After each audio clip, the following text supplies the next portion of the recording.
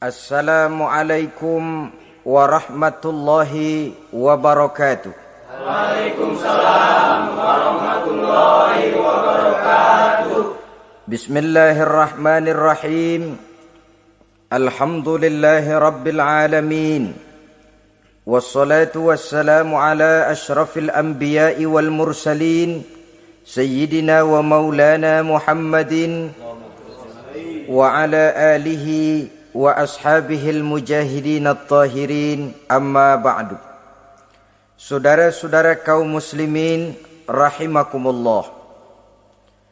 Pada pertemuan terdahulu kita sudah membicarakan orang-orang yang menjadi teman-teman setan dalam kehidupan di dunia ini. Maka pada pertemuan kali ini kita akan membicarakan tentang siapa yang menjadi musuh-musuh setan di dalam kehidupan.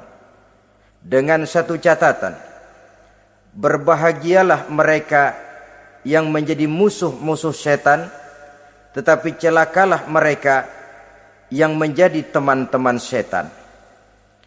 Bagaimanapun juga di dalam kehidupan ini, apabila orang telah memproklamirkan bendera permusuhan kepada kita, maka kita tentu seharusnya bersikap waspada dan mawas diri. Demikian juga iblis dan seluruh bala tentaranya yang terdiri daripada setan-setan.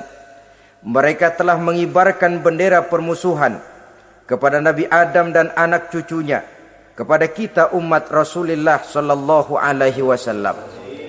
Akan sengsara dan celaka jika kepada iblis dan setan yang telah nyata-nyata mengibarkan bendera permusuhan itu kita mengadakan toleransi, mengadakan kerjasama, dan menjadi budak yang memperturutkan kemauan daripada iblis dan setan. Siapa yang menjadi musuh-musuh setan dalam kehidupan ini?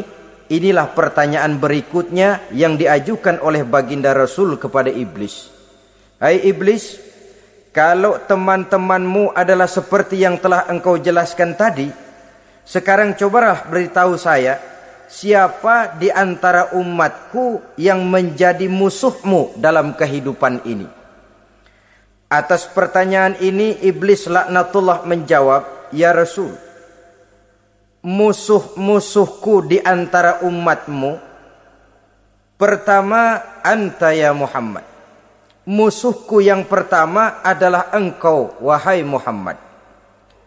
Kenapa iblis mencatat Nabi Muhammad sebagai tokoh nomor satu dalam deretan musuh-musuhnya? Mudah difahami. Pertama, keberadaan Rasul merupakan rahmah lil alamin, rahmah bagi lingkungan. Yang kedua, beliau berfungsi menyelamatkan manusia dari tempat yang gelap gulita, dari tempat kesesatan menuju tempat yang terang benderang, penuh berisi petunjuk dan hidayah dari Allah Subhanahu wa taala. Maka menurut iblis, inilah manusia perintang pertama atas segala daya dan usahanya menggelincirkan manusia ke jalan yang dimurkai oleh Allah Subhanahu wa taala. Kalau kita baca sejarah, risalah yang dibawa oleh Nabi Muhammad ini memang merupakan risalah yang membawa rahmah bagi alam sekitarnya. Ada sedikit perbedaan dengan risalah-risalah sebelum beliau. Sepertinya risalah yang dibawa oleh para rasul terdahulu itu mempunyai efek yang langsung pada kehidupan di dunia ini. Nabi Nuh misalnya menyampaikan agama. Hai umatku, ini agama. Umat menentang, turun banjir yang menenggelamkan orang-orang kafir. Azab diturunkan pada waktu itu juga, pada saat nabinya masih hidup.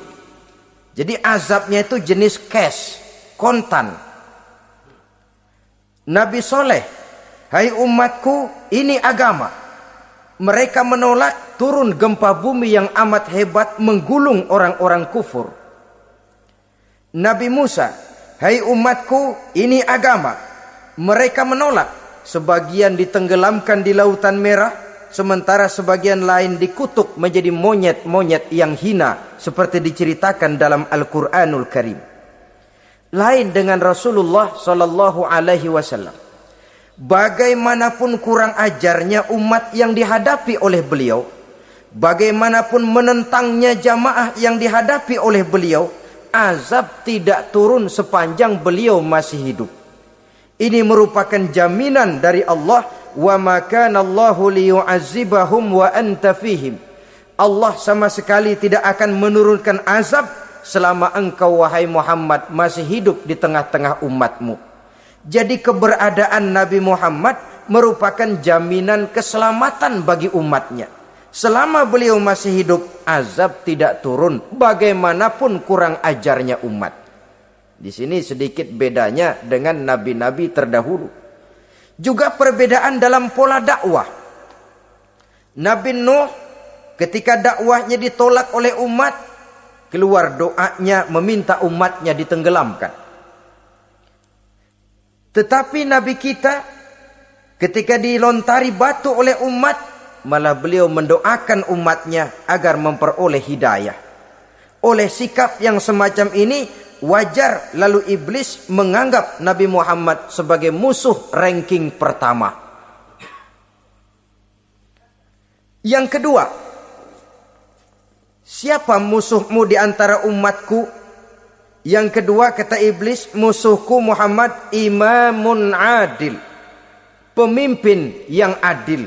Itu yang akan menjadi musuhku di dunia ini. Putus asa iblis menghadapi pemimpin yang adil. Tipu dayanya tidak terkena. Segala tingkah polanya tidak diperturutkan. Imam yang adil, pemimpin yang adil merupakan musuh daripada iblis laknatullah alaih. Apa sebabnya? Karena pemimpin yang adil mempunyai dampak dalam kehidupan di dunia ini. Melindungi orang banyak, menenteramkan orang banyak. Makin aman, tentram, tenang situasi dan kondisi, makin mudah orang melaksanakan ibadah. Makin tekun orang melaksanakan ibadah, makin dekat dia dengan Allah. Makin dekat manusia dengan Allah, makin jauh dia dari iblis. Sebab dua hal ini selalu kontradiktif. Jika kita jauh dari Allah, tentu dekat dengan iblis. Jika kita jauh dari iblis, harus dekat tentu dengan Allah. Dan begitu selanjutnya. Dalam kaitannya dengan kehidupan kita sekarang, saudara-saudara, disinilah perlunya mempersiapkan manusia. Membangun manusia itu jauh lebih sulit daripada membangun jembatan. Membangun manusia itu lebih sulit daripada membangun gedung-gedung bertingkat. Termasuk membangun dan mempersiapkan calon-calon pemimpin yang adil di masa yang akan datang. Membangun jembatan penting. Tapi lebih penting daripada membangun jembatan adalah membangun manusia yang bikin jembatan. Sebab kalau manusia yang bikin jembatan tidak dibangun lebih dahulu, saya khawatir jembatannya nanti habis dimakan oleh yang bangun jembatan. Mengaspal jalan raya penting. Lebih penting dari mengaspal jalan raya, membangun manusia yang mengaspal jalan itu. Sebab kalau manusia yang mengaspal jalan bermental rusak dan bejat, saya khawatir jalan belum selesai, aspalnya habis dimakan oleh yang ngaspal. Inilah pentingnya membangun manusia pembangunan.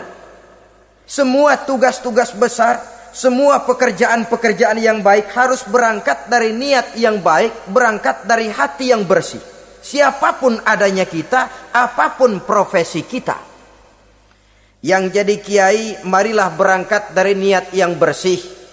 Yang jadi mubalik, marilah berangkat dari niat yang bersih. Niatnya itu mau menghidupkan Islam atau mau cari hidup jual Islam. Kalau mau menghidupkan Islam, mari sama-sama kita berjuang. Tapi kalau mau cari hidup untuk dengan menjual Islam, minggir saja daripada nanti bikin malu. Yang mengurus masjid, mari berangkat dari niat yang bersih. ngurus masjid itu niatnya mau menghidupkan masjid atau mau cari hidup di dalam masjid. Kalau mau menghidupkan masjid, mari. Tapi kalau mau mencari hidup di dalam masjid, tolong minggir saja daripada nanti bikin aib. Yang jadi orang alim, mari berangkat dari niat yang bersih. Jangan memperjualbelikan fatwa, yang halal dikatakan haram, yang haram jadi samar-samar, nanti membingungkan umat.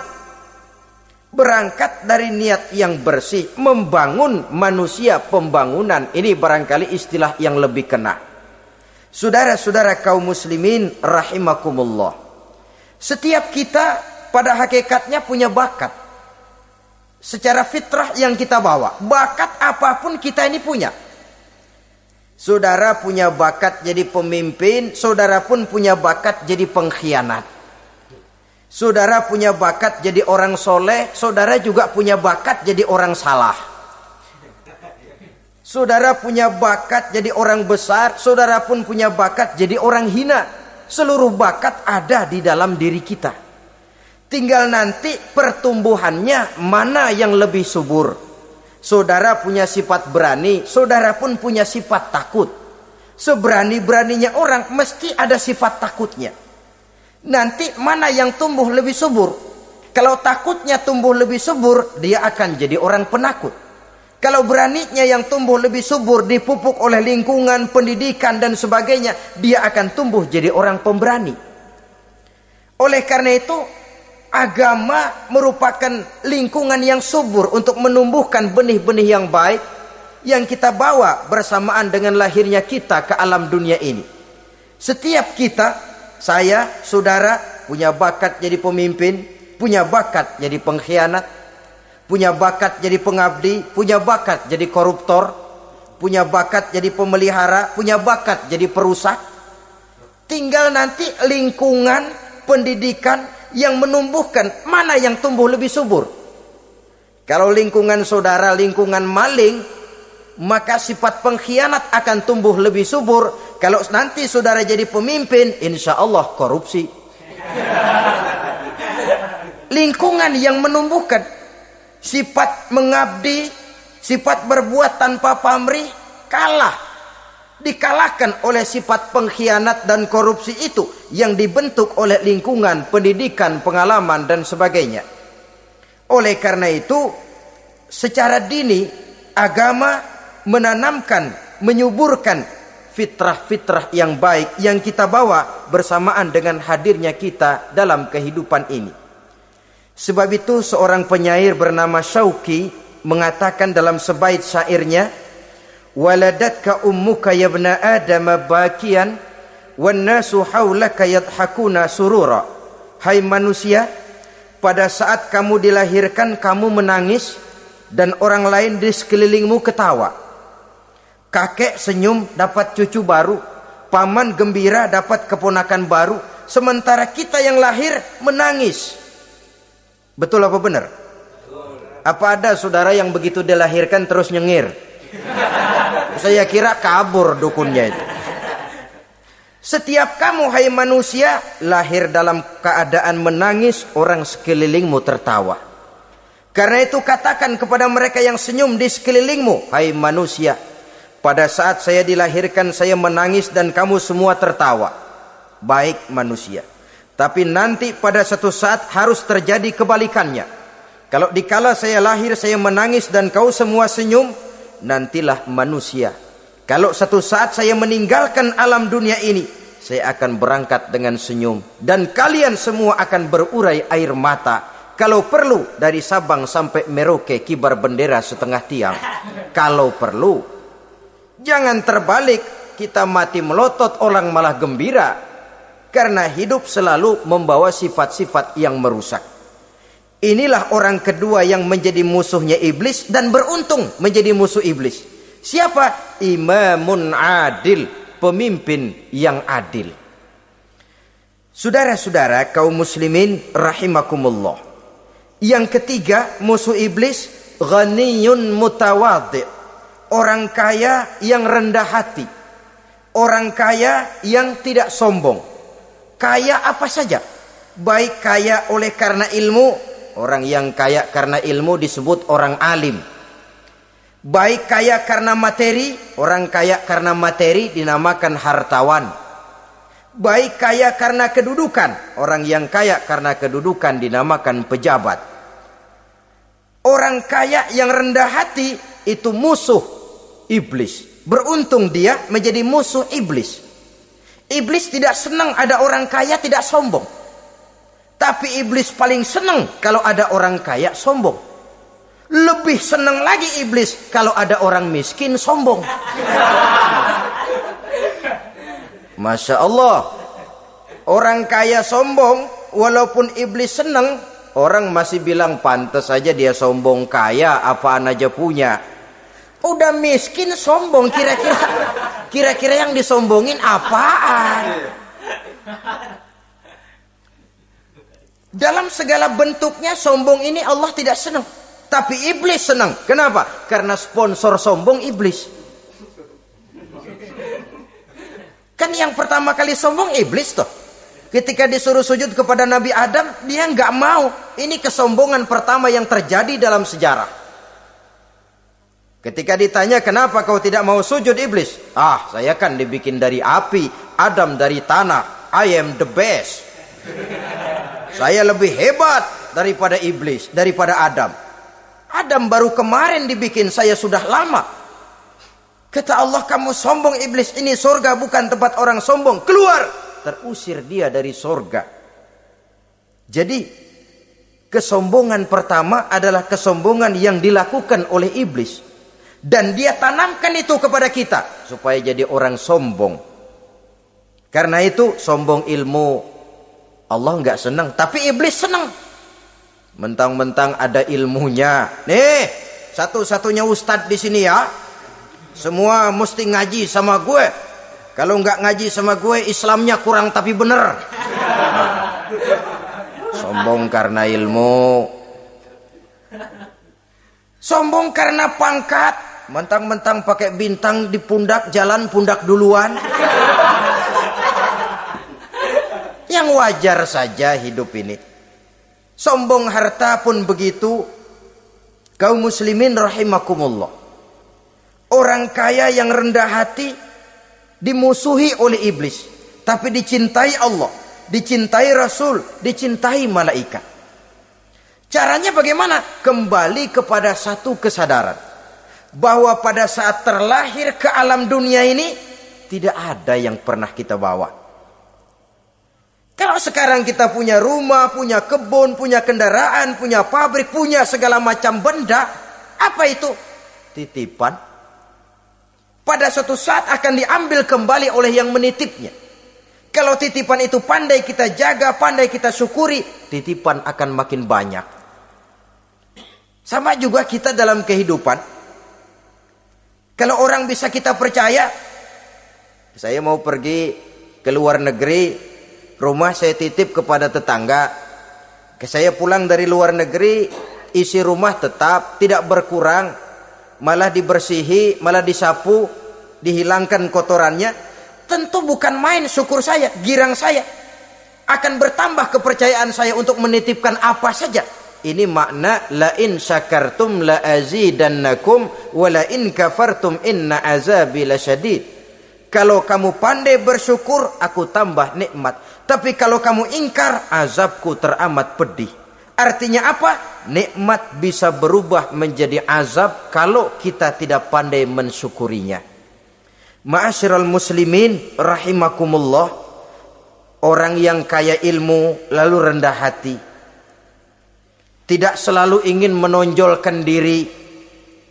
Ini kadang-kadang yang tanggung ini yang bikin berabe. Alim bener enggak, geblek bener juga enggak. Yang sedikit-sedikit mau nonjolin diri. Kalau enggak jadi imam enggak mau ke masjid. Enggak jadi imam enggak mau ke musola. Pokoknya kalau enggak jadi imam marahan sama musola. Macam mana?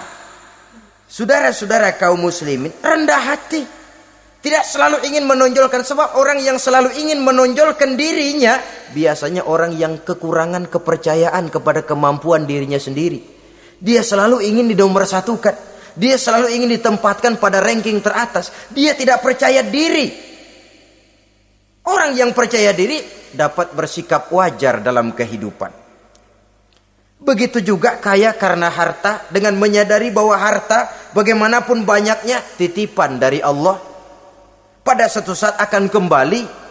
Dia harus dimanfaatkan sesuai dengan kehendak yang menitipnya. Begitu juga kaya oleh karena pangkat, kedudukan dan jabatan. Pada suatu saat jabatan itu akan hilang dari diri kita.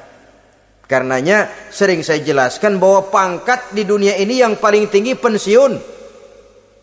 Titel yang paling akhir almarhum. Saudara setuju atau tidak, titel itu akan saudara dapat. Bagaimanapun kita cinta kepada pangkat, kedudukan, entah pada akhirnya suatu saat akan sampai kepada posisi yang namanya pensiun. Kalau sadarlah kita kepada pemikiran ke arah sana, maka untuk mencapai kekayaan, baik kekayaan harta, kekayaan kedudukan, tidak lalu menghalalkan segala cara untuk mencapai tujuan. Tapi dibatasi oleh norma dan kaedah yang harus dia taati, baik kaedah agama maupun kaedah bernegara. Inilah orang ketiga yang menjadi musuhnya iblis, orang kaya yang rendah hati, orang kaya yang tidak sombong. Yang keempat, saudara-saudara, tajirun shadiq, pedagang, pengusaha yang jujur. Iblis gedek betul, benci bukan main sama pengusaha, sama pedagang yang jujur, yang tidak ngurangi timbangan, tidak nipu pembeli, tidak barang yang jelek dibilang bagus, atau yang bagus di atas yang jelek di bawah, atau dicampur yang baik dengan yang jelek supaya kelihatan semuanya jadi baik. Semua orang ingin untung, tidak ada kecuali siapapun orangnya, dan itu wajar. Setiap manusia ingin mendapat keuntungan, kalau perlu dengan modal minimal mencapai keuntungan maksimal, seperti yang diajarkan oleh teori ekonomi. Itu kan yang namanya produktif kan.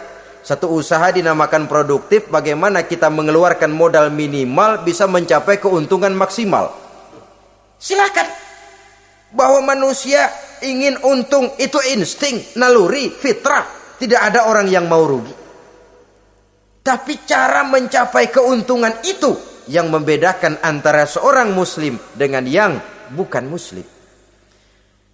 Sudah pernah saya sampaikan, apabila kaum pengusaha, para pedagang sudah dijangkiti penyakit yang tidak jujur, yang akan timbul adalah kekacauan ekonomi. Kekacauan ekonomi bisa menimbulkan revolusi sosial.